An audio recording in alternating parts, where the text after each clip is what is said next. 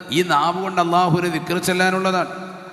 ഖുർആൻ അനുഗ്രഹങ്ങൾ എണ്ണിയപ്പോൾ ആ അനുഗ്രഹങ്ങളുടെ കൂട്ടത്തിൽ അള്ളാഹു നാവിനെ എണ്ണിയിട്ടുണ്ട്. ഖുർആൻ ബിസ്മില്ലാഹിർ റഹ്മാനിർ റഹീം അലം നജഅൽ ലഹു ഐനൈൻ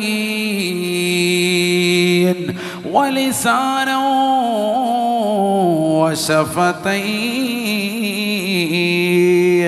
വഹദൈനാഹു അന്നജ്ദൈൻ.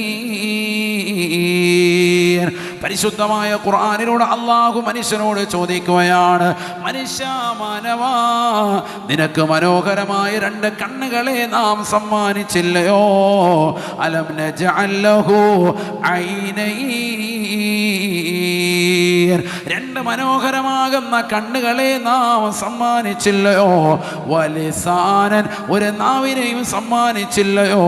വശഫതൈൻ, രണ്ട് മനോഹരമാകുന്ന അധരങ്ങളെ, ചുണ്ടുകളെ നാം നൽകിയില്ലയോ? അള്ളാഹു കണ്ണിനെ പറഞ്ഞു, നാവിനെ പറഞ്ഞു, ചുണ്ടിനെയും പറഞ്ഞു. ഈ നാവിനും ചുണ്ടിനും ഇടയിലുള്ളൊരു സാധനമുണ്ട്. ഏതാ അത്? പല്ല്. പല്ല് പറഞ്ഞില്ല. ശരിക്കും മനസ്സിലാക്കണം നിങ്ങൾ, ഖുർആനാണ്. അലം നജഅൽ ലഹു ഐനൈൻ വലിസാനൻ വശഫതൈൻ.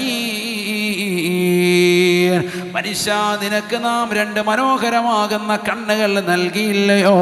മനോഹരമാകുന്ന നാവും നല്ല അധരങ്ങളും ചുണ്ടുകളും നാം നൽകിയില്ലയോ? എന്തേ അള്ളാഹു പല്ലിനെ പറയാതിരുന്നത്? ദുന്യാവിൽ ഭക്ഷണം കഴിച്ച് രസിച്ച് രമിക്കാൻ വേണ്ടിയിട്ടല്ല അള്ളാഹു നിന്നെ പടച്ചത്. മറിച്ച് അള്ളാഹുവിന് ദിക്ർ ചൊല്ലുന്ന വ്യക്തിയാണ്. നാവ് ചലിപ്പിച്ച് ചുണ്ടനക്കി അള്ളാഹുവിനെ ഓർക്കണേ. നബിയുനാ റസൂലുള്ളാഹി ലാ യസാലു ലിസാനുക റത്ബൻ ബിദിക്രില്ലാഹ്. അള്ളാഹുവിൻ്റെ സ്മരണയിലായി അള്ളാഹുവിനെ ഓർത്തുകൊണ്ട് നിന്നെ നാവ് എപ്പോഴും ചലിച്ചുകൊണ്ടിരിക്കണേ എന്ന് നബിയുനാ റസൂലുള്ളാഹി. അള്ളാഹു തൗഫീഖ് തരട്ടെ. അപ്പോൾ ദിക്ർ ചെല്ലലാണ് ഏറ്റവും ഒന്നാമത്തെ മർമ്മപ്രധാനമായ നിധി. അതിനുപകരിക്കുന്നതാകുന്ന തലമാണ്, അതിലേക്ക് ജനങ്ങളുടെ ഹൃദയത്തെ തിരിക്കുന്ന ഇടമാണ് മദ്രസ. അവിടെ നിന്നാണ് അള്ളാഹുവിനെ പരിചയപ്പെട്ടത്, മുഹമ്മദ് നബി സല്ലല്ലാഹു അലൈഹി വസല്ലം പരിചയപ്പെട്ടത്. അള്ളാഹുമായിട്ടുള്ള ബന്ധം നിലനിർത്താൻ ദാക്കിരീങ്ങൾ ഉൾപ്പെടണമെന്ന് പഠിക്കുന്നത് അവിടെ നിന്നാണ്. അവിടെയല്ല ഫാത്തിഹ ഓതി തുടങ്ങുന്നു, സലാത്ത് ചൊല്ലിയിട്ട് മദ്രസ പിരിയുന്നു. അള്ളാഹു മനസ്സിലാക്കാൻ തൗഫീഖ് തരട്ടെ. നബിയനാ റസൂലുള്ളാഹി സ്വല്ലല്ലാഹു അലൈഹി വസല്ലം തങ്ങളുടെ ചാരത്തേക്ക് ഒരിക്കൽ ജിബ്രീൽ അലൈഹിസ്സലാം കടന്നു വരുകയാണ്. കൂടെ അതാ മീകായിലുമുണ്ട്, ഇസ്രാഫീൽ അലൈഹിസ്സലാമുമുണ്ട്, അസ്റായീൽ അലൈഹിസ്സലാമുമുണ്ട്. 4 മലക്കുകൾ പ്രവാചകരുടെ സവിധത്തിലേക്ക് കടന്നു വന്നുകൊണ്ട് അള്ളാഹുവിൻ്റെ റസൂലിനോട് ഓഫർ നൽകുകയാണ്. യാ റസൂലല്ലാഹ്, ജിബ്രീൽ അലൈഹിസ്സലാം വാ തുറക്കുകയാണ്. നബിയേ, നബിയേ, എല്ലാ ദിവസവും ഒരു 10 സ്വലാത്ത് വീതം തങ്ങളുടെ മേൽ ആരെങ്കിലും ചൊല്ലിയാൽ നാളെ സിറാത്ത് പാലം മിന്നൽ വേഗത്തിൽ കടക്കാൻ ഞാനവൻ്റെ കൈക്ക് പിടിച്ചുകൊണ്ടവന് പരിപൂർണമായി തുണയേകുമെന്ന് ജിബ്രീൽ അലൈഹിസ്സലാം എന്നോട് പറഞ്ഞുവെന്ന് നബിയുനാ റസൂലുള്ളാഹി. സിറാത്ത് പാലം മിന്നൽ വേഗത്തിൽ കടക്കാൻ ജിബ്രീൽ അലൈഹിസ്സലാമിൻ്റെ കരവലയത്തോടുകൂടി സഹായകമാകുമേ. മുടങ്ങാതെ ഒരു 10 സ്വലാത്ത് ഡെയിലി ചൊല്ലിയാലെങ്കിലെന്ന് ജിബ്രീൽ എന്നോട് പറഞ്ഞു വന്ന് നബിയുനാ റസൂലുള്ളാഹി.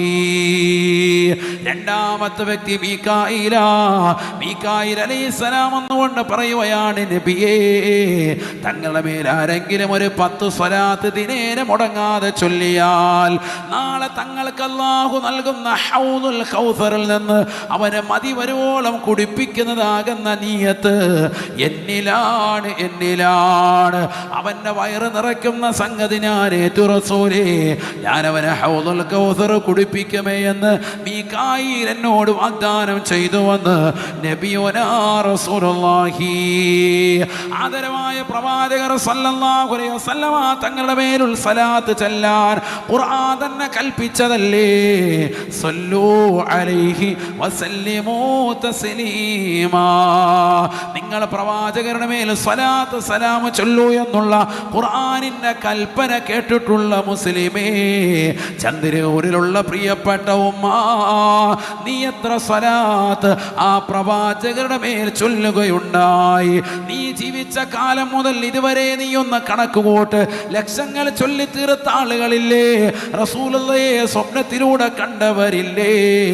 ആ പ്രവാചകരെ സിയാറത്ത് ചെയ്യാൻ മദീനയിൽ പോകാൻ അവസരം കിട്ടിയവരില്ലേ?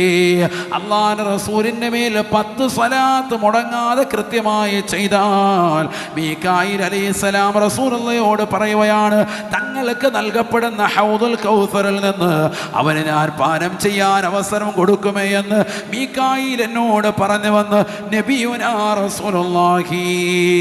അല്ലാഹുവിന്റെ റസൂൽ പറയുകയാണ്, ഞാൻ ഇസ്രാഫീൽ അലൈഹിസ്സലാമിലേക്ക് നോക്കുകയാണ്. നാളെ സൂറന്ന കാഹളത്തിൽ ഊതുന്നതാകുന്ന ഇസ്രാഫീൽ അദ്ദേഹത്തിന്റെ ഊഴത്തിന്റെ സമയമെത്തിയപ്പോ അദ്ദേഹം റസൂലുള്ളാഹിയോട് പറയുകയാണ്, നബിയേ, തങ്ങളുടെ മേൽ ആരെങ്കിലും പരിശുദ്ധമാക്കപ്പെട്ട സ്വലാത്ത് ദിനേന 10 പ്രാവശ്യം മുടങ്ങാതെ ചൊല്ലിയാൽ ഏതൊരു സഹോദരനാണോ സഹോദരിയാണോ നാളെ അവരുടെ പാപങ്ങൾ പൊറുക്കാൻ അള്ളാന്റെ മുന്നിൽ ഞാൻ സുജൂദിൽ കിടക്കുമേ. അള്ളാഹു അവരുടെ പാപം പുറത്തു കൊടുക്കാതെ ഞാൻ എൻ്റെ തല ഉയർത്തില്ല എന്ന് ഇസ്രാഫീൽ എന്നോട് പറഞ്ഞു വന്ന് നബിയുനാ റസൂലുള്ളാഹി. തീർന്നില്ല. അപ്പോഴാണ് അസ്റായീൽ അലൈഹിസ്സലാം നിൽക്കുന്നത്.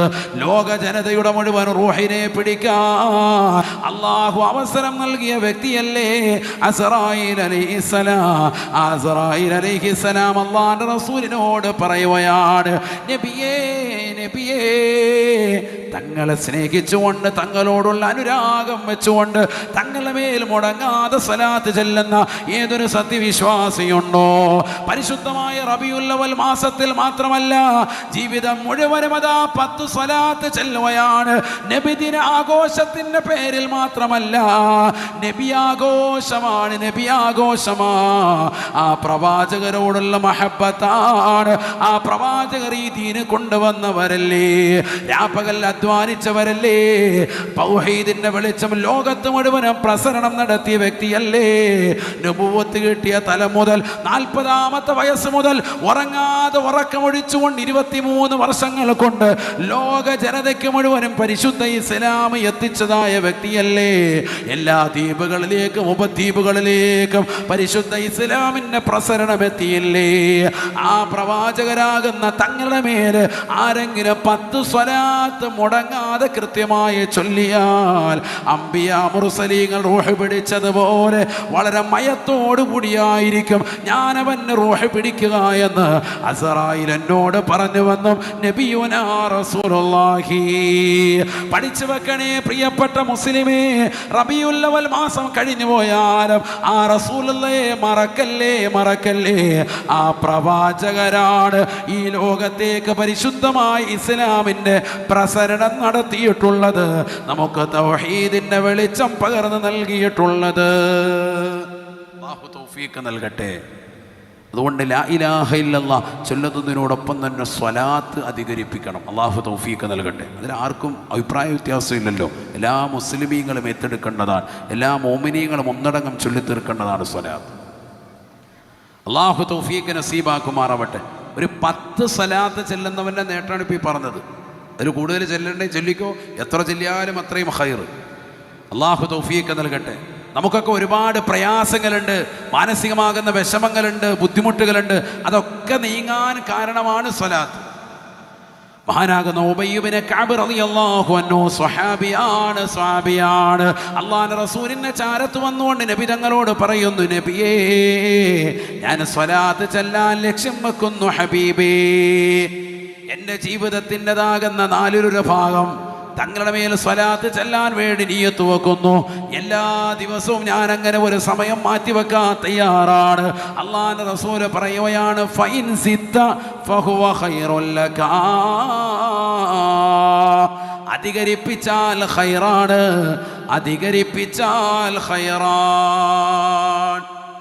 അധികരിപ്പിച്ചാൽ നിനക്കാണ് നേട്ടം. സയ്യിദുനാ റസൂലുള്ളാഹി നബിതങ്ങൾ മേൽ സ്വലാത്ത് ചൊല്ലലിലൂടെ നേട്ടം കിട്ടുന്നത് നമുക്കാണ്. നബി സല്ലല്ലാഹു അലൈഹി വസല്ലമ തങ്ങളോട് സ്വഹാബിയായ ഉബയ്യ് ഇബ്നു കഅബ് റളിയല്ലാഹു അൻഹു വീണ്ടും പറയുകയാണ്, എന്നാൽ എൻ്റെ ജീവിതത്തിൻ്റെതാകുന്ന 3/4 ഭാഗവും തങ്ങളുടെ മേൽ സ്വലാത്ത് ചെല്ലാൻ ഞാൻ റെഡിയാണ്. അല്ലാഹുവിൻ്റെ റസൂൽ സല്ലല്ലാഹു അലൈഹി വസല്ലമ തങ്ങൾ പറഞ്ഞു, ഫൈൻ സിത്ത ഫഹുവ ഖൈറുൽ ലക, അധികരിപ്പിച്ചാൽ നിനക്ക് ഖൈറാണ്. ബഹുമാനപ്പെട്ടവർ പറയുന്നു, എൻ്റെ ഫർളാക്കപ്പെട്ട കാര്യങ്ങൾ മുഴുവൻ കഴിഞ്ഞതിന് ശേഷം എൻ്റെ സമയം മുഴുവനും തങ്ങളുടെ മേൽ സ്വലാത്ത് ചെല്ലാൻ വിനിയോഗിക്കുന്നു. യാ റസൂലല്ലാഹ്, ഉടനെ അല്ലാഹുവിൻ്റെ റസൂല് പറഞ്ഞു അത്രേ, ഇദൻ തുക്ഫാ ഹംബുക വയുഗ്ഫറു ലക ദംബുക. 2 കാര്യങ്ങളാണ് റസൂലുള്ളാഹി ഓഫർ നൽകുന്നത്. ഫർളായ കാര്യങ്ങൾ കഴിഞ്ഞാൽ പിന്നെ എൻ്റെ ജീവിതം മുഴുവനും തങ്ങളുടെ മേൽ സ്വലാത്ത് ചെല്ലാൻ ഞാൻ വിനിയോഗിക്കുമെന്ന് ഒരു സ്വഹാബി നബി തങ്ങളുടെ മുഖത്ത് നോക്കി പറഞ്ഞപ്പോൾ നബി തങ്ങൾ അദ്ദേഹത്തിൻ്റെ മുഖത്ത് നോക്കി തിരിച്ചു കൊടുക്കുന്ന മറുപടി, എന്നാൽ നിന്റെ എല്ലാ വിഷമങ്ങളും നീങ്ങുമേ, നിന്റെ പാപങ്ങൾ അല്ലാഹു പൊറുക്കുമേ എന്നും നബിയുനാ റസൂലുള്ളാഹി. അല്ലാഹു തൗഫീഖ് നൽകട്ടെ. സമയം കിട്ടുമ്പോഴൊക്കെ, ഒഴിവ് കിട്ടുമ്പോഴൊക്കെ അങ്ങനെ ചൊല്ലണം. സ്വലാത്ത്, ലാ ഇലാഹ ഇല്ലല്ലാഹ്, സ്വലാത്ത്, ഇതൊക്കെ നമ്മുടെ ജീവിതത്തിൽ ഏറ്റവും വലിയ മാറ്റം ഉണ്ടാക്കുന്നതാണ്. ഈ റബീഉൽ അവ്വൽ മാസം എത്ര സ്വലാത്ത് നമ്മൾ ചൊല്ലി, എത്ര ദിക്ർ നമ്മൾ ചൊല്ലി, ചിന്തിക്ക്. ഇതൊന്നും നമുക്ക് നാളെ ആഖിറത്തിൽ ഇതൊന്നും പ്രതിഫലം കിട്ടാതിരിക്കില്ല. പ്രത്യേകിച്ച് സ്ത്രീകൾ മനസ്സിലായിക്കോ, അശുദ്ധിയുള്ള ഘട്ടങ്ങളിൽ പോലും നിങ്ങൾക്ക് പ്രതിഫലം കിട്ടുന്നതാണ് സ്വലാത്ത്. അല്ലാഹു തൗഫീഖ് തരട്ടെ. ദിക്ർ ചെല്ലാം, അതുപോലെ തന്നെ സ്വലാത്ത് ചെല്ലാം നിങ്ങൾക്ക് അനുവദനീയമാണ് അശുദ്ധിയുടെ ഘട്ടങ്ങളിൽ. ആ സമയത്ത് ഖുർആൻ ഓതാൻ പറ്റൂലല്ലോ. അപ്പോൾ സ്വലാത്ത് അധികരിപ്പിക്കുക. ഒരു മനുഷ്യൻ ഒരു നിയ്യത്തും ഇല്ലാതെ വെറുതെ ഇരുന്ന് ചെല്ലിയാൽ പോലും കൂലി കിട്ടുന്നതാണ് സ്വലാത്ത്. അല്ലാഹു തൗഫീഖ് നൽകുമാറാവട്ടെ. അപ്പോൾ പരമാവധി അധികരിപ്പിക്കുക. എത്ര ചെല്ലാൻ പറ്റുമോ അത്രയും ചെല്ലാം. അപ്പോൾ ഖുർആൻ ഓതണം, ലാ ഇലാഹ ഇല്ലല്ലാഹ് ദിക്ർ ചെല്ലണം, പരിശുദ്ധ പ്രവാചകൻ്റെ മേൽ സ്വലാത്ത് ചെല്ലണം. ഖുർആനിൻ്റെ കൽപ്പനയാണ്, അത് ശിരസാ വഹിക്കണം. അല്ലാഹു തൗഫീഖ് നസീബാക്കട്ടെ. അല്ലാഹു തൗഫീഖ് നസീബാക്കട്ടെ. നബിയുനാ റസൂലുള്ളാഹി സ്വല്ലല്ലാഹു അലൈഹി വസല്ലം തങ്ങൾ പറയുകയാണ്, മൻ ഖാല സുബ്ഹാനല്ലാഹി വബിഹംദിഹി ഫീ കുല്ലി യൗമിൻ 100 മറ, ആരെങ്കിലും ഒരു ദിവസം 100 പ്രാവശ്യം സുബ്ഹാനല്ലാഹി വബിഹംദിഹി ചൊല്ലിയാൽ ഗുഫിറ ലഹു,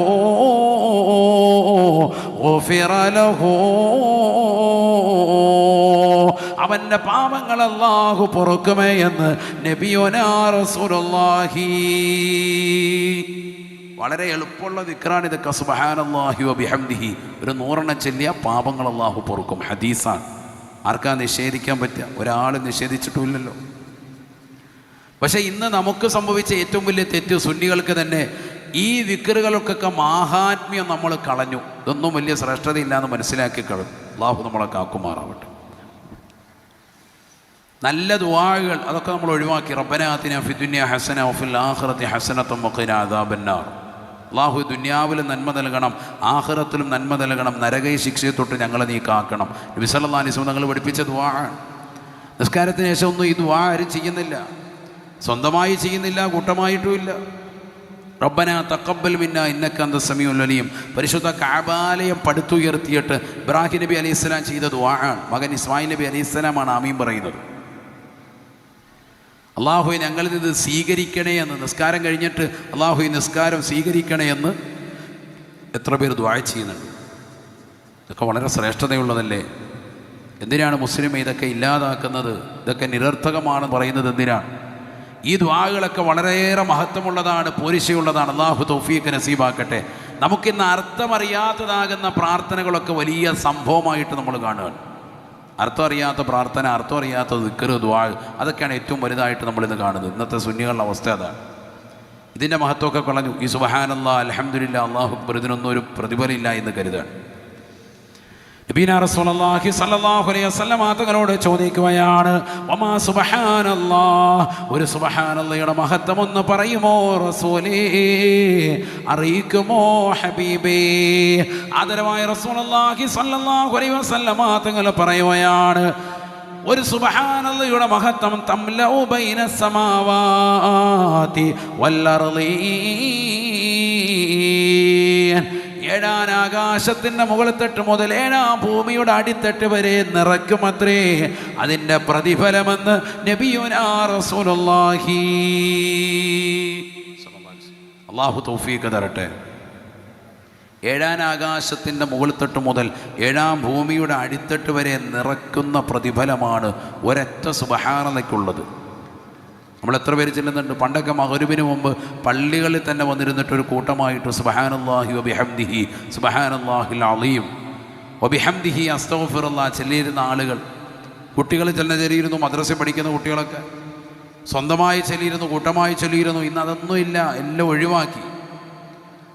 അള്ളാഹു നമ്മളെ കാത്തു സംരക്ഷിക്കട്ടെ. വീട്ടിലൊക്കെ മഗ്‌രിബിന് തൊട്ട് മുമ്പിരുന്ന് മക്കളും കുടുംബങ്ങളും ഒക്കെ ഒരുമിച്ചിരുന്നിട്ട് വാപ്പായും ഉമ്മായും എല്ലാവരും ചേർന്നിരുന്നിട്ട് ഒരു 10 മിനിറ്റെങ്കിലും ദിക്ർ ചൊല്ലിൽ, വലിയ മഹത്വമല്ലേ സഹോദരങ്ങളെ?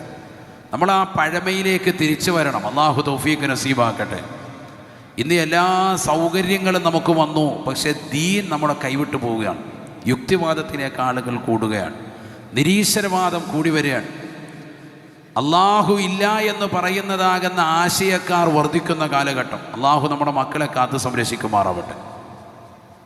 ദീൻ കൈമോശം വരികയാണ്. അതുകൊണ്ട് തന്നെ നമ്മുടെ തലമുറകൾക്ക് കൃത്യമായി ദീനീ ബോധം കൊടുക്കണം, മദ്രസ വിദ്യാഭ്യാസം കൊടുക്കണം. ഒരാളും ഒഴിവാക്കരുത്. ഓൺലൈൻ മദ്രസകളിലേക്ക് ചേക്കേറുന്ന ധാരാളം ആളുകളുണ്ടാകും. അതിനുമപ്പുറം നേരിട്ട് ഉസ്താദുമാരുമായി നടത്തുന്നതാകുന്ന ആ മദ്രസ സംവിധാനത്തിൽ പറ്റുമെങ്കിൽ ഏറ്റവും അഭികാമ്യവും ഏറ്റവും സന്തോഷം അത് തന്നെയാണ്. അള്ളാഹു തൗഫീഖ് നസീബാക്കട്ടെ. ഇനി അതിന് അങ്ങേയറ്റം സാധിക്കാത്ത സാഹചര്യം മാത്രമാണെങ്കിലാണ് മറ്റുള്ളതിലേക്ക് തിരിയുക. എന്നാലും മദ്രസയെ ഒരിക്കലും എന്ത് ചെയ്യരുത്, ഉപേക്ഷ വെക്കരുത്. ചില ആളുകൾ അതിനെ നിസ്സാരവൽക്കരിക്കുന്നുണ്ട്, അതൊന്നും വലിയ കാര്യമല്ല എന്ന് കരുതുന്നവരുണ്ട്. ഖുർആൻ ഓത്ത് മക്കളെ പഠിപ്പിക്കുക എന്നുള്ളതാണ് ഏറ്റവും വലിയ അമൽ. അള്ളാഹു തൗഫീഖ് നസീബാക്കട്ടെ. ഒരു വാപ്പയ്ക്ക് ഒരു ഉമ്മയ്ക്ക് മക്കളോടുള്ള കടമകളിൽ പെട്ടതാണ് അയ്യുഅല്ലിമുഹുമുൽ ഖുർആൻ, ഖുർആൻ മക്കൾക്ക് പഠിപ്പിച്ചു കൊടുക്കുക എന്നുള്ളത്. ഖുർആൻ പഠിപ്പിച്ചു കൊടുക്കണം. അള്ളാഹു തൗഫീഖ് നസീബാക്കട്ടെ. നല്ലതുപോലെ പാരായണം ചെയ്യാൻ പഠിപ്പിച്ചു കൊടുക്കണം. പിന്നെ ഓതാതിരിക്കുക അത് അവരുമായി ബന്ധപ്പെട്ട വിഷയമാണ്. അതൊക്കെ അവരതിൻ്റെ ഹിസാബുകളും കാര്യങ്ങളും ഒക്കെ കേൾക്കുന്നു, വാതിലൂടെ കേൾക്കുന്നു, അല്ലാതെ നസീഹത്തിലൂടെ മനസ്സിലാക്കുന്നു. പഠിപ്പിക്കുക എന്നുള്ളത് വാപ്പാടെ ഉമ്മാടെയും കടമയാണ്. മദ്രസ വിദ്യാഭ്യാസത്തിലൂടെ നല്ല രീതിയിൽ ഖുർആൻ ഓതാൻ പഠിപ്പിക്കണം. മദ്രസയിൽ നിന്ന് പഠിപ്പിച്ചു, അത് വൈകിട്ട് നമ്മളോടൊപ്പം ജീവിക്കുന്ന കാലയളവിൽ ഇശാ മഗ്‌രിബിൽ ഓദിക്കുകയും വേണം. മക്കളെ മദ്രസയിലെ പുസ്തകം ഒന്ന് എടുത്ത് ഓതും, അടുത്ത കായികകളൊക്കെ ഒന്ന് വായിക്കും, എല്ലാം ഒന്ന് ഓതാൻ വേണ്ടി പറയാം. ഒരു അരമണിക്കൂർ സമയം അതിനുവേണ്ടി മാറ്റിവെച്ചേ പറ്റൂ, ഇല്ലെങ്കിൽ ഒരിക്കലും വീട്ടിൽ ആത്മീയത ഉണ്ടാവില്ല. എത്ര ഉയർന്നതാകുന്ന സാമ്പത്തിക ശ്രേണിയുള്ളവരായിരുന്നാൽ പോലും അരമണിക്കൂർ സമയമെങ്കിലും ഇശാ മഗ്‌രിബിനിടയിൽ ഖുർആൻ ഓദിക്കാതെ കായിക വായിക്കാതെ മക്കളെ വിട്ടാൽ മക്കൾ അനുസരണക്കേടുള്ളവരായി മാറും. ഉറപ്പാണത്. പല ആളുകളും ഭൗതികതയുടെ താല്പര്യത്തിന് പുറത്ത് മക്കൾക്ക് അതുമാത്രം പഠിപ്പിച്ച് മുന്നേറുന്ന ആത്മീയത നഷ്ടപ്പെടുത്തി കളയുന്നവരുണ്ട്. പാടില്ലാതെ ജീവിതത്തിൽ വലിയ പ്രയാസങ്ങളുണ്ടാക്കും. അള്ളാഹു നമ്മളെ കാത്ത് സംരക്ഷിക്കുമാറാവട്ടെ.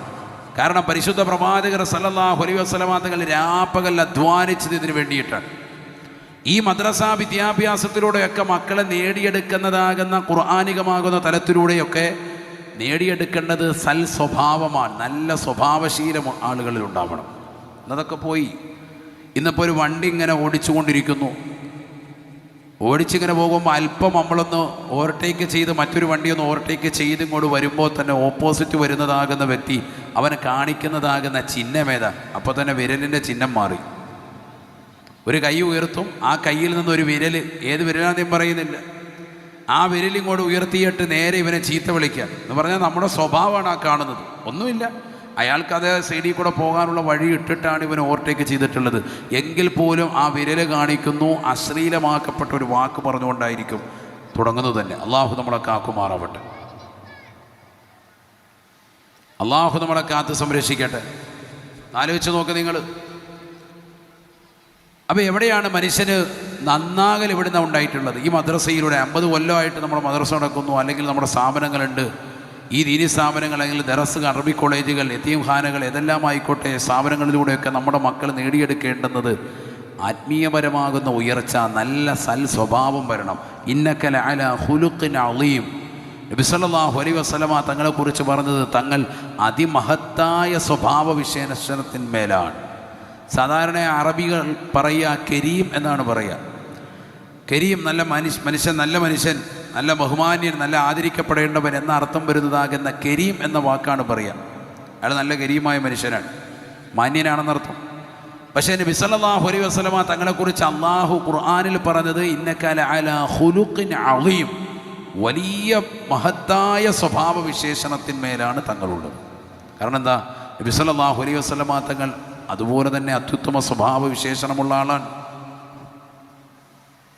നബി തങ്ങളുടെ സ്വഭാവ മഹിമ അത്രയേറെ വിശാലതയാണ്. അത് മനസ്സിലാക്കിക്കൊണ്ട് ഇസ്ലാമിലേക്ക് വന്ന ആളുകൾ എത്രയാണ്.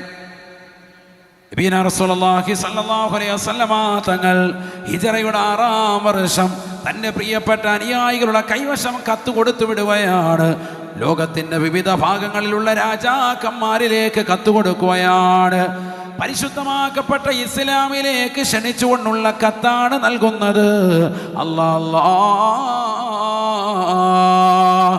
കത്തുമായിട്ട് പ്രവാചകരുടെ ദൂതന്മാർ ലോകത്തിൻ്റെ വിവിധ ഭാഗങ്ങളിലേക്ക് പോവുകയാണ്. അറേബ്യയിൽ തന്നെ വിവിധ ഭാഗങ്ങൾ നിയന്ത്രിക്കുന്നതായ രാജാക്കന്മാരില്ലേ, അങ്ങകലെ യമൻ നിയന്ത്രിക്കുന്നതായ സുമാമത്ത് ബിൻ ഉസാലിലേക്ക് കത്തുമായി സ്വഹാബികൾ ചെല്ലുകയാണ്.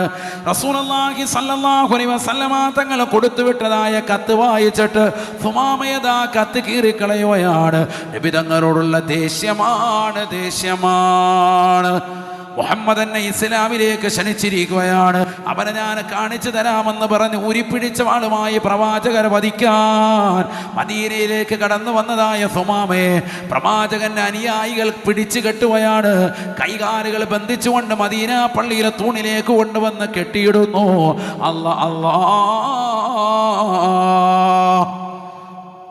വൈകുന്നേരമായപ്പോൾ കടന്നു വരുന്നു ഹബീബ് മുഹമ്മദ് മുസ്തഫ സല്ലല്ലാഹു അലൈഹി വസല്ലമ തങ്ങൾ കടന്നു വന്നു.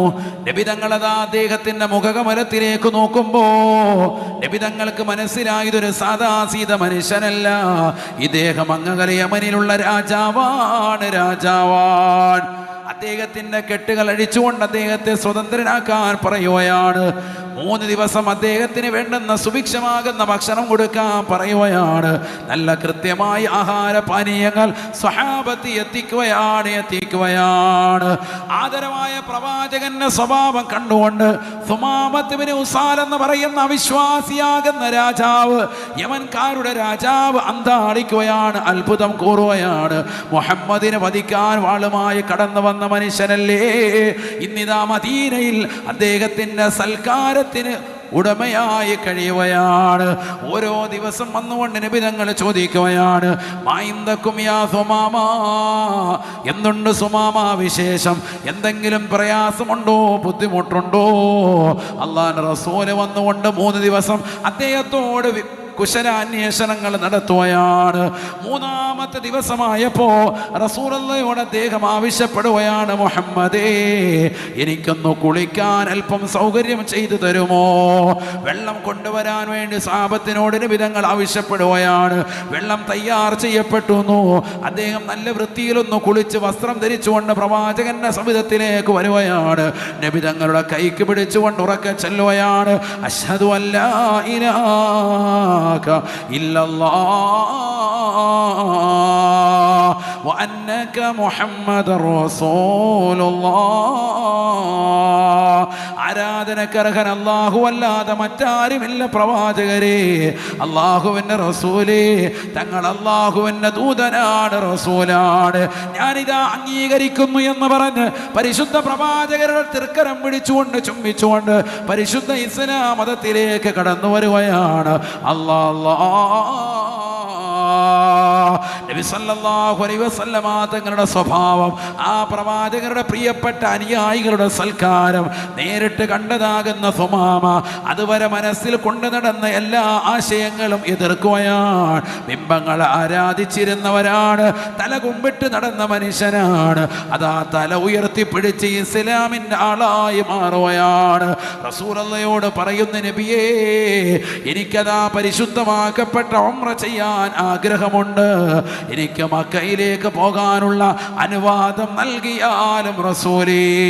ഉംറയുടെ കാര്യങ്ങൾ പഠിച്ചെടുത്ത് പരിശുദ്ധമാക്കപ്പെട്ട മദീനയിൽ നിന്ന് ഉംറയ്ക്ക് ഇഹ്റാം ചെയ്തുകൊണ്ടതാ മക്ക ലക്ഷ്യമാക്കി പോകുകയാണ്. ഒട്ടകപ്പുറത്ത് ചെന്നുകൊണ്ട് മക്കയുടെ മരണാരുണ്യത്തിലൂടെ ചെന്ന് പരിശുദ്ധ കാബയുടെ പരിസരത്ത് വെച്ചുകൊണ്ട് ഉറക്കെ തൽബിയത്ത് ചൊല്ലുകയാണ്. ലബ്ബൈക അല്ലാഹുമ്മ ലബ്ബൈക ലബ്ബൈക ലാ ശരീക ലക ലബ്ബൈക. അതാ മക്കയിലെ മുശ്രിക്കീങ്ങൾ മുഴുവനും ഉറഞ്ഞു തുള്ളുകയാണ്. മുഹമ്മദ് ഇതാ മക്കയിൽ നിന്ന് മദീനയിലേക്ക് പോയിട്ട് 6 വർഷമായി. ഒരാൾ പോലും ഇവിടെ ഇത്തരത്തിലുള്ളതാകുന്ന ഒരു വാക്ക് പോലും ഉച്ചരിച്ചിട്ടില്ല. ഇബ്രാഹിം നബി അലൈഹിസ്സലാമിന്റെ വിളിയാളം കേട്ടുകൊണ്ട് ഞാനിതാ പടച്ചറപ്പേ നിനക്കിതാ പരിപൂർണമായി 2 ഉത്തരം ചെയ്യുന്നു എന്നർത്ഥം വരുന്ന തൽബിയത്തിന്റെ മന്ത്രോച്ചാരണം നടത്തി കാബയുടെ പരിസരത്ത് ഉറക്ക ഉച്ചരിക്കാൻ ആരാണ് ധൈര്യപ്പെടുന്നത് എന്ന് പറഞ്ഞ് ഊരിപ്പിടിച്ച വാളുമായി ആ മനുഷ്യനെ വളഞ്ഞതാകുന്ന ആളുകളോട്, മക്കയിലെ മുശ്രിക്കീങ്ങളോട് സുമാമ ഗർജിക്കുന്ന സ്വരത്തിൽ പറഞ്ഞു അത്രേ, അന സുമാമതു ബിനു ഉസാൽ. നിങ്ങൾ മനസ്സിലാക്കുന്നത് പോലെ ഏതെങ്കിലും ഒരു സാദാസീത മനുഷ്യനല്ല, മലിക്കുൽ യമനാണ്, യമനിലെ രാജാവാണ്. മക്കയടക്കം എല്ലാ മണലാരുണ്യ പ്രദേശങ്ങളിലേക്കും എൻ്റെ നാട്ടിൽ നിന്നാണ് ഭക്ഷ്യയോഗ്യമാകുന്ന സാധന സാമഗ്രികൾ വരുന്നത്. ഗോതമ്പ് വേണോ, ഏതെങ്കിലും സാധന സാമഗ്രികൾ വേണോ, അത് മുഴുവനും കൃഷി ചെയ്യപ്പെടുന്നത് എൻ്റെ നാട്ടിൽ നിന്നാണ്. ഒരു തരി ഗോതമ്പ് പോലും നിങ്ങൾക്ക് തരില്ല കേട്ടോ, എന്നെ ഉപദ്രവിച്ചാലെങ്കിലെന്ന് സുമാമത്ത് ബിൻ ഉസാൽ പറഞ്ഞപ്പോ അവിശ്വാസികൾ പിറകോട്ട് മാറുകയാണ്. കാരണം മക്കയടക്കമുള്ളതാകുന്ന സർവ്വസ്ഥലങ്ങളിലേക്കും അന്ന് ഭക്ഷണ സാധനങ്ങൾ എത്തിച്ചിരുന്നത്, ഭക്ഷ്യധാന്യങ്ങൾ എത്തിച്ചിരുന്നത് സുമാമയുടെ നാട്ടിൽ നിന്നാണ്, യമനിൽ നിന്നാണ്. സുമാമത്ത് ബിൻ ഉസാലാണ് ആദ്യമായി ഉംറ ചെയ്ത വ്യക്തിയെന്ന് പ്രിയപ്പെട്ട മുസ്ലിമേ അറിയണേ. പരിശുദ്ധമാക്കപ്പെട്ട കാബ തവാഫ് ചെയ്യുകയാണ്, ഹദറുൽ അസ്വദ് ചുംബിക്കുകയാണ്, റുക്നുൽ യമാനി തൊട്ടുമുത്തുകയാണ്, പരിശുദ്ധമാക്കപ്പെട്ട മഖാം ഇബ്രാഹിം കാണുകയാണ്. അതിൻ്റെ പിന്നിൽ നിന്നുകൊണ്ട് 2 റക്അത്ത് തവാഫിന്റെ സുന്നത്ത് നമസ്കരിക്കുകയാണ്. സംസം നിറച്ചു കുടിക്കുകയാണ്, വയറ് നിറച്ചു കുടിച്ചുകൊണ്ട് സഫയിലേക്ക് പോവുകയാണ്. സഫാ മലയിൽ നിന്ന് മർവാ കുന്നിലേക്ക് സഅയ് ചെയ്യുകയാണ്. സഅയ് ചെയ്ത് മുടിമുറിച്ചുകൊണ്ട് ബഹുമാനപ്പെട്ടവര് പരിശുദ്ധമാക്കപ്പെട്ട കാബയുടെ ചാരത്ത് വന്നുകൊണ്ട് പൊട്ടിക്കരഞ്ഞ് ദുആ ചെയ്ത് പരിശുദ്ധ കാബയോട് യാത്ര പറഞ്ഞ് സ്വന്തം നാട്ടിലേക്ക് ചെല്ലുകയാണ്. പിന്നെയാണ് ചരിത്രം വഴിമാറുന്നത്. സുമാമത്ത് ബിൻ ഉസാൽ നാട്ടിലേക്ക് എത്തിയിട്ട് യമൻകാരോട് മുഴുവനും വിളിച്ചു പറയുകയാണ്, യമൻകാരേ, ഞാനിതാ ഇസ്ലാം മതം സ്വീകരിച്ചിരിക്കുകയാണ്, നിങ്ങളുടെ രാജാവല്ലയോ ഞാൻ, എന്നെ അംഗീകരിക്കണേ, ഇസ്ലാം മതം ഉൾക്കൊള്ളണേ. യമനിൽ ദേശക്കാർ മുഴുവനും പരിശുദ്ധ ഇസ്ലാമിലേക്ക് വന്നപ്പോ അദ്ദേഹം ഇതാ ഓർഡർ ഇടുകയാണ്, ഒരു തരി ധാന്യം പോലും മക്കയിലേക്ക് പോകല്ലേ. മക്ക എന്ന മണലാരുണ്യത്തിലേക്ക് ഇനി ഒരു ധാന്യമണി പോലും പോകരുത് എന്ന് കഠിനമാക്കപ്പെട്ടതാകുന്ന ശാഠ്യമുറയിൽ ബഹുമാനപ്പെട്ടവർ ഓർഡർ ഇടുമ്പോ അത് കേട്ടുകൊണ്ട് പരിപൂർണമായി അംഗീകരിക്കുകയാണ്. ഒരു തരി ധാന്യം പോലും ഇനി മക്കയിലേക്ക് പോകാതിരിക്കാൻ മക്കയിൽ നിന്ന് വന്നതാകുന്ന ഒട്ടകങ്ങൾ വരെ തടഞ്ഞു വെക്കുന്നു. അതിൻ്റെ പുറത്ത് കയറ്റി വെച്ചതാകുന്ന ഗോതമ്പിൻ്റെ ചാക്കുകൾ ഇറക്കി വെച്ച് ഒട്ടകത്തെ കാലഘട്ടത്തെ മടക്കി അയക്കുകയാണ്. റസൂലുള്ളാഹിന്റെ കാതിലേക്ക് ദിവസങ്ങൾ കഴിഞ്ഞപ്പോ ഈ വാർത്ത വരുകയാണ്. എങ്ങനെ വരാതിരിക്കും? വളരെ സുഭിക്ഷമായി കഴിഞ്ഞിരുന്നവരല്ലേ മക്കക്കാര്, വലിയതാകുന്ന പ്രമാണിമാരല്ലേ. അള്ളാഹുവിന്റെ റസൂലിനെ പ്രയാസപ്പെടുത്തിയതാകുന്ന മക്കയിലെ മുശ്രിക്കീങ്ങൾക്ക് ഏറ്റവും വലിയ തിരിച്ചടിയായി അവിശ്വാസികൾക്ക് പട്ടിണി അള്ളാഹു സമ്മാനിക്കുന്നു. വിശ്വാസിയായ പുതുവിശ്വാസിയായ യമനിലെ രാജാവായ സുമാമത്ത് ബിൻ ഉസാൽ റളിയല്ലാഹു അൻഹുവിലൂടെ ഒരു കാലഘട്ടത്തിൽ പരിശുദ്ധ പ്രവാചകരെ അതേ മക്കയിൽ തന്നെ വന്നുകൊണ്ട് പ്രയാസപ്പെടുത്തിയതാണ്. ശഅബ് അബീ ത്വാലിബിൽ മലഞ്ചെരുവിൽ വെച്ചുകൊണ്ട് പ്രവാചകരെ 3 വർഷത്തോളം പട്ടിണിക്കിട്ടുകൊണ്ട് ഒരു ഭക്ഷണവും കൊടുക്കാതിരിക്കാൻ പ്രഭിതങ്ങളെ ഉപരോധത്തിൽ ഏർപ്പെടുത്തിയവരല്ലേ. അല്ലാഹുവിന്റെ റസൂലിന്റെ അനുയായികൾ പറയുകയാണ്, അന്ന് ഞങ്ങൾക്ക് കഴിക്കാൻ ഭക്ഷണമില്ല, കുടിക്കാനുള്ള പാനീയമില്ല, എല്ലാം അളവിൽ കുറവാണ്, വളരെയേറെ പ്രതിസന്ധിയിലൂടെ നീങ്ങുകയാണ്. ഞങ്ങൾ അന്ന് കഴിച്ചത് മരുഭൂമിയിലെ മണൽപ്പരപ്പിൽ നിന്ന് ഞങ്ങൾക്ക് കിട്ടുന്ന ഏതാനും ചിലതാകുന്ന ഇലകളാണ്. ആ ഇലകൾ പറിച്ച് കഴിക്കുന്നതിൻ്റെ കാരണത്താൽ ഞങ്ങളുടെ പിന്ദ്വാരങ്ങളിലൂടെ കടന്നു വന്നത് ആടുകളുടെ കാഷ്ടം പോലെയുള്ള ചെറിയ ചെറിയ തരികളായിട്ടുള്ള കാഷ്ടങ്ങളാണ്. പ്രയാസമാണ്.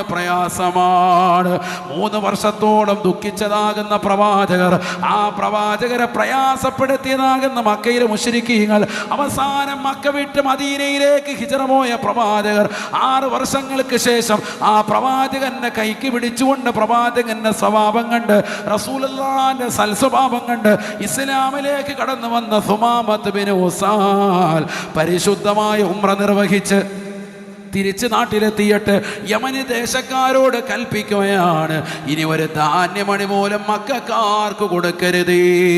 അല്ലാഹുവിന്റെ റസൂലിന്റെ ഓർഡർ വരാതെ ഒരു തരി ധാന്യം പോലും മക്കയിലെ ആളുകൾക്ക് കൊടുക്കരുതേ. അവർ അഹങ്കാരികളാണ്, ധിക്കാരികളാണ്, എന്നെ കൊല്ലാൻ നോക്കിയവരാണ്, മുഹമ്മദിനെ വധിക്കാൻ നോക്കിയവരാണ്. എത്ര നല്ല സൽസ്വഭാവിയാണ് മുഹമ്മദ്, എത്ര നല്ല മനുഷ്യനാണ് മുഹമ്മദ്. അൽ അമീൻ എന്ന ജനങ്ങൾ ഒന്നടങ്കം വിളിച്ചവരല്ലേ.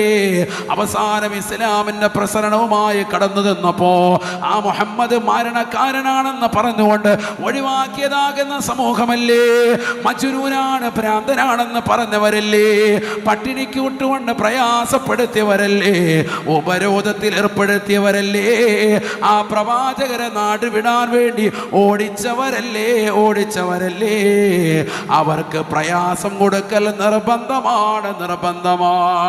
മക്കക്കാര് പട്ടിണിയിലായപ്പോ അവിശ്വാസികളാകുന്ന മക്കക്കാര് മദീനയിലേക്ക് ആളേക്കുകയാണ്. ഇനി ഒരാളെ പിടിച്ചിട്ടേ രക്ഷയുള്ളൂ. സുമാമ രക്ഷപ്പെടണമെങ്കിൽ, സുമാമയുടെ കനിവുണ്ടാകണമെങ്കിൽ ഒരാളുടെ ഓർഡർ ഉണ്ടാകണേ.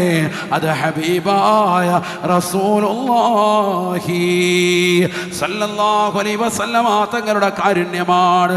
പ്രവാചകന്റെ ചാരത്ത് വന്നുകൊണ്ട് അനുയായി സങ്കടം ഉണർത്തുമ്പോ മക്കയിലെ മുശ്രിക്കീങ്ങൾ വന്നുകൊണ്ട് ഈ സംഭവം പറയുമ്പോ കരയുകയാണ്. അവിശ്വാസികൾ പോലെ പട്ടിണി കിടക്കുന്നത് കേട്ടിട്ട് കരഞ്ഞതാകുന്ന ലോകത്ത് ഒരേ ഒരു വ്യക്തി, റഹ്മത്തുൽ ലിൽ ആലമീൻ, റാഹത്തുൻ ലിൽ ആശിഖീൻ, മുറാദുൽ മുസ്താഖീൻ, ഹബീബ് മുഹമ്മദ് മുസ്തഫ റസൂലുള്ളാഹിയുടെ കണ്ണുനീരതാ താടിരോമങ്ങളെ നനച്ചുകൊണ്ട് താഴെ കുതിരുകയാണ്. വേഗം തന്നെ അനുയായികളോട് കൽപ്പിക്കുന്നു, പാടില്ല എന്ന് പറയണേ സുമാമയോട്, എന്നെ പ്രയാസപ്പെടുത്തിയതിൻ്റെ പേരിൽ, എന്നതാകുന്ന ശഅബ് അബീ ത്വാലിബിന്റെ മലഞ്ചെരുവിൽ എന്നെ പ്രയാസപ്പെടുത്തിയതിൻ്റെ പേരിൽ, എന്നെ ഉപരോധത്തിലിട്ടുകൊണ്ട് പട്ടിണിയാക്കിയതിൻ്റെ പേരിൽ അതിന് തിരിച്ചൊരു മറുപടി അവർക്ക് നിങ്ങൾ കൊടുക്കല്ലേ. അത് പാടില്ല എന്ന് പറഞ്ഞ് അവൾക്കുള്ള ഭക്ഷ്യധാന്യങ്ങൾ കൊടുക്കാൻ വേണ്ടി കൽപ്പിച്ച് അത് കൊടുത്തു വീട്ടുന്നത് വരെ പരിപൂർണമായി ശ്രദ്ധയിലെത്തിയ നബി ഹബീബ് മുഹമ്മദ് മുസ്തഫ. ഞാൻ എന്തിനാണ് ഈ ചരിത്രം ഇവിടെ പറയുന്നത്? ഗസയുടെ തെരുവോരങ്ങളിൽ പട്ടിണി കിടക്കുന്ന പാവപ്പെട്ട മുസ്ലിമീങ്ങളില്ലേ, പ്രയാസം അനുഭവിക്കുന്ന പ്രിയപ്പെട്ട വിശ്വാസി സത്യവിശ്വാസിനികളില്ലേ? അല്ലാ, പുതിയ കണക്ക് നിങ്ങൾ പരിശോധിച്ചു നോക്ക്. കഴിഞ്ഞ 23 മാസങ്ങളിലായി 60,000-ലും അധികമാണ് ആളുകളാണ് ഗസയിൽ. എത്രയോ പാവപ്പെട്ട മുസ്ലിം സഹോദര സഹോദരിമാരാണ് കൊല ചെയ്യപ്പെട്ടിട്ടുള്ളത്. ഭീകരമാണ്, ഭീകരമാണ്. അതിൽ തന്നെ 18,500-ഓളം വരുന്നതാകുന്ന പിഞ്ചോമന മക്കള് മരണപ്പെട്ടു പോയില്ലേ, മരണപ്പെട്ടു പോയില്ലേ? അതിൽ തന്നെ ആയിരക്കണക്കിന് പാവപ്പെട്ടതാകുന്ന മക്കളല്ലേ. 1000-ൽ പരം മക്കള് 1 വയസ്സിൽ താഴെയുള്ള മക്കളാണ്. ഉമ്മയുടെ മുലപ്പാല് കുടിച്ചുകൊണ്ടിരിക്കുമ്പോ വെടിയുതിർത്തുകൊണ്ട് കൊന്നുകളയുകയാണ്. വാപ്പയുടെ തോളിൽ ചാഞ്ഞുറങ്ങിക്കൊണ്ടിരിക്കുന്ന 1 വയസ്സോളമുള്ള പാവപ്പെട്ട മക്കള് കൊന്നുകളയുകയാണ്. ബോംബ് വർഷിച്ചുകൊണ്ട് കൊന്നുകളയുകയാ. അതാ അവിടെ ഭക്ഷണമുണ്ടെന്ന് പറയുമ്പോ പാവപ്പെട്ട മക്കൾ അവിടേക്ക് ഓടുകയാണ്. ക്യൂ നിന്നുകൊണ്ട് മണിക്കൂറുകൾ ക്യൂ നിന്ന് ഇപ്പോഴിതാ ഭക്ഷണം തന്റെ കയ്യിലേക്ക് എത്തുമെന്ന് കരുതി നിൽക്കുമ്പോ അവിടേക്ക് ബോംബ് വർഷിച്ചിട്ട് അവരെ കൊന്നുകളയുന്ന രംഗമല്ലേ, രംഗമല്ലേ? അല്ലാ, സഹായിക്കാൻ ആളില്ല. മുസ്ലിമീങ്ങൾ ലോകം മുഴുവൻ ഒറ്റപ്പെടുത്തുന്ന ഒരു കാലഘട്ടം വരാതെ ലാ തഖൂമു സ്സാഅ, ഈ ലോകം അവസാനിക്കില്ല എന്ന് ഹബീബ് മുഹമ്മദ് മുസ്തഫ. യഥാർത്ഥത്തിൽ ഗസ എന്ന് പറയുന്ന ചെറിയ ഒരു ഗ്രാമമല്ലേ, 365 സ്ക്വയർ കിലോമീറ്റർ മാത്രമുള്ളതാകുന്ന ആ ഒരു ചെറിയതാകുന്ന ഗ്രാമത്തെ നശിപ്പിക്കാൻ വേണ്ടി രാപ്പകൽ ബോംബ് വർഷിക്കുകയല്ലേ? തൗഹീദിന്റെ വെളിച്ചത്തിൽ നിലകൊള്ളുന്ന ആ സമൂഹത്തെ അല്ലാഹുവേ നീ കാക്കണേ അല്ലാ. എത്രയെത്ര മുസ്ലിം രാജ്യങ്ങളാണ് ചുറ്റുവട്ടത്തുള്ളത്. നൈൽ നദിയിലെ വെള്ളം കൊണ്ടുകൊണ്ട് ആ പാവപ്പെട്ട മക്കളുടെ ദാഹം അകറ്റാൻ സാധിക്കുന്ന ഈജിപ്തിന്റെ മക്കൾ തൊട്ടെടുത്തില്ലേ? പക്ഷെ ആരും തയ്യാറല്ല, തയ്യാറല്ല.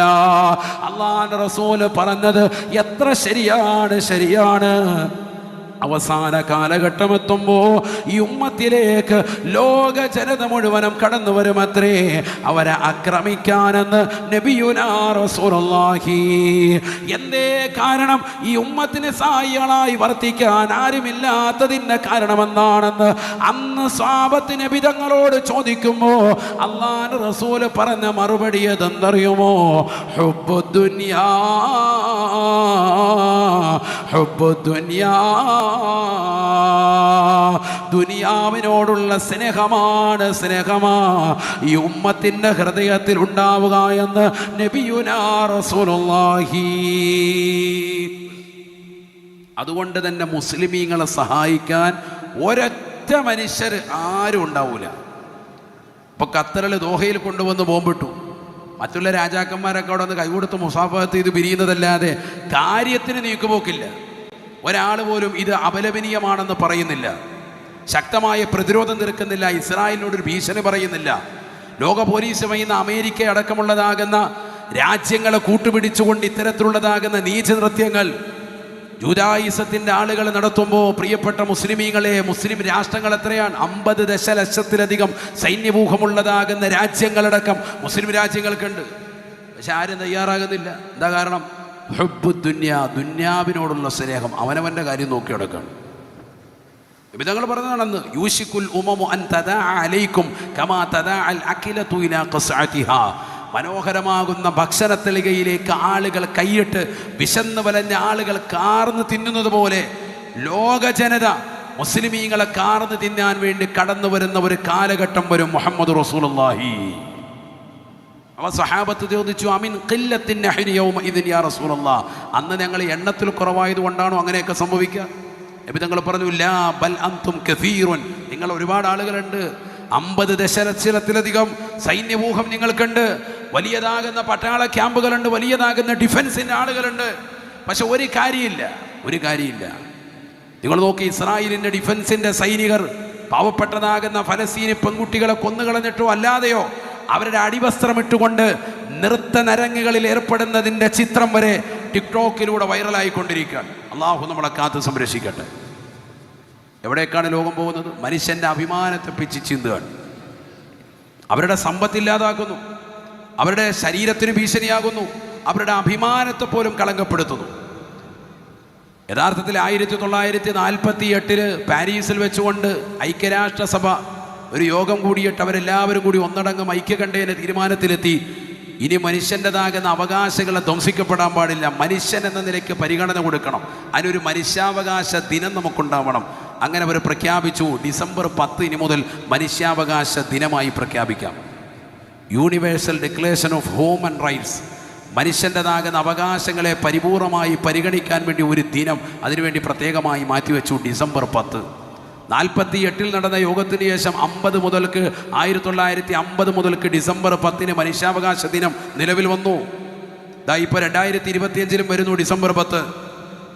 കഴിഞ്ഞ വർഷവും കഴിഞ്ഞു പോയി. പക്ഷെ ഒരു കാര്യമില്ല, ഇതൊക്കെ വെറുതെ ആചരിക്കുന്നതല്ലാതെ മനുഷ്യത്വത്തെ പരിഗണിച്ചുകൊണ്ട് ഫലസ്തീന് മക്കളെ കൊന്നൊടുക്കുമ്പോൾ ആരാണിവിടെ അവർക്ക് വേണ്ടി പരിപൂർണമായ അവകാശങ്ങളെ ധ്വംസിക്കരുതെന്ന് പറഞ്ഞ് ആരാണ് മുന്നിട്ടിറങ്ങിയത്? ഏത് രാജ്യമാണ്? ഐക്യരാഷ്ട്രസഭയുണ്ടോ? ഇത് രൂപീകരിച്ച കൗമുണ്ടോ? എവിടെ പോയി? ആരും എവിടെ പോയി? ഒരാളുമില്ല. എല്ലാവരും പറയുന്നത് നന്നായിപ്പോയെന്നാണ് പറയുന്നത്. ആലോചിച്ച് നോക്ക്, 60,000-ത്തിലധികം ആളുകളാണ്. ഔദ്യോഗിക കണക്ക്, അതല്ലാത്ത കണക്കുകൾ ഇഷ്ടം പോലെ ഉണ്ട്. കാരണം ഇപ്പോഴും കെട്ടിടങ്ങൾ, അവശിഷ്ടങ്ങൾ, കടിയിൽ കിടക്കുന്നതാകുന്ന ആൺ പെൺ വ്യത്യാസമില്ലാതെ ധാരാളം പിഞ്ചോമന മക്കളടക്കം ഇനിയും ശവശരീരങ്ങൾ കണ്ടെത്താത്ത ആളുകൾ ആയിരക്കണക്കിന് 10,000-കണക്കിനുണ്ട്. അള്ളാഹു പരിപൂർണമായ സലാമത്ത് നസീബാക്കുമാറാവട്ടെ. ഇത് കഴിഞ്ഞ 10-23 മാസങ്ങളുടെ കണക്കാണ് ഇപ്പോൾ ഈ പറയുന്നത്. അതല്ലാതെ അതിനു മുമ്പ് എത്രയോ കാലമായി യുദ്ധം തുടങ്ങിയിട്ട്. ആരും നോക്കാനില്ലാത്ത വിഭാഗമായിരുന്നു ഇസ്രായേൽ, തിരിഞ്ഞു നോക്കാനില്ലാത്ത. അവർക്ക് അവസരം കൊടുത്തതാണ്. അവസാനം ഒട്ടകത്തിന് സ്ഥലം കൊടുത്ത മാതിരിയായി. അവസാനം ഈ കൗമിനെ മുഴുവൻ ചുരുട്ടിക്കൂട്ടിയിട്ട് അവരെ വലിച്ചെറിയാൻ, അവരെ കൊന്നൊടുക്കുകയാണ്. ആലോചിച്ച് നോക്ക്, ഫലസ്തീനികളാണ് അഭയം കൊടുത്തത് ഇസ്രായേലി ജനതയ്ക്ക്. എന്നിട്ടാണ് അവരെ ഇല്ലായ്മ ചെയ്തുകൊണ്ടിരിക്കുന്നത്. ആലോചിച്ച് നോക്കുക നിങ്ങൾ. അള്ളാഹു പരിപൂർണ സലാമത്ത് നസീബാക്കുമാറാവട്ടെ. അവിടെയാണ് പ്രവാചകരുടെ മാതൃക. അവിശ്വാസിയാകുന്ന മനുഷ്യൻ പട്ടിണി കിടക്കുന്നതറിഞ്ഞിട്ട്, മക്കയിലെ മുശ്രിക്കീങ്ങൾ പട്ടിണി കിടക്കുന്നതറിഞ്ഞിട്ട് അവർക്കുള്ളതാകുന്ന ഭക്ഷണധാന്യങ്ങൾ കൊടുക്കാതിരിക്കരുത്, കൊടുക്കണമെന്ന് പ്രവാചകൻ മുസ്ലിമായ രാജാവിനോട് കൽപ്പിക്കാൻ മുഹമ്മദ് റസൂലുള്ളാഹി. ആ നാട്ടുകാരോ ഒരു കാലഘട്ടത്തിൽ ഹിജറയ്ക്ക് മുമ്പ് അതേ മലഞ്ചെരുവിൽ തന്നെ 3 വർഷം ഉപരോധത്തിലിട്ടുകൊണ്ട് നബിതങ്ങളെ പട്ടിണിക്കിട്ടു. അന്ന് നബി കഴിച്ചിരുന്നത് ഇലകളാണ്, ഇലകൾ. ആ ഇലകൾ കഴിച്ച കാരണമായിട്ട് നബിയുടെ പിന്ദ്വാരത്തിലൂടെ സ്വഹാബത്ത് പറയുന്നു, ഞങ്ങളൊക്കെ കാഷ്ടിച്ചിരുന്നത് ആടുകൾ കാഷ്ടിക്കുന്ന പോലെ അല്പം തരിതരിയായിട്ടാണ്. പറഞ്ഞാൽ ചെറിയ കഷ്ണങ്ങളായിട്ടാണ്. കാരണം ഇലകളാണ് കഴിക്കുന്നത്, വേറെ കഴിക്കാനൊന്നുമില്ല. അത്രയേറെ പ്രയാസപ്പെടുത്തിയിട്ട് പോലും ആ കൗമിനോട് പോലും കാരുണ്യം ഹബീബ് മുഹമ്മദ് റസൂലുള്ളാഹി. ഈ പ്രവാചകരെയാണ് ലോകത്ത് പരിചയപ്പെടുത്തേണ്ടത്. അതുകൊണ്ടാണ് ഞാൻ പറഞ്ഞത്, നബിദിന ആഘോഷം കഴിഞ്ഞാലും നബി ആഘോഷം കഴിഞ്ഞിട്ടില്ല. മുഹമ്മദ് നബി സല്ലല്ലാഹു അലൈഹി വസല്ലമ തങ്ങളെന്ന മഹനീയ വ്യക്തിത്വത്തെ ലോകത്ത് എന്നും ചർച്ച ചെയ്യപ്പെടും. ആ പ്രവാചകരുടെ നാവ് എപ്പോഴും അള്ളാഹു ലയിച്ചുകൊണ്ട് നിലകൊണ്ട വ്യക്തിയാണ്.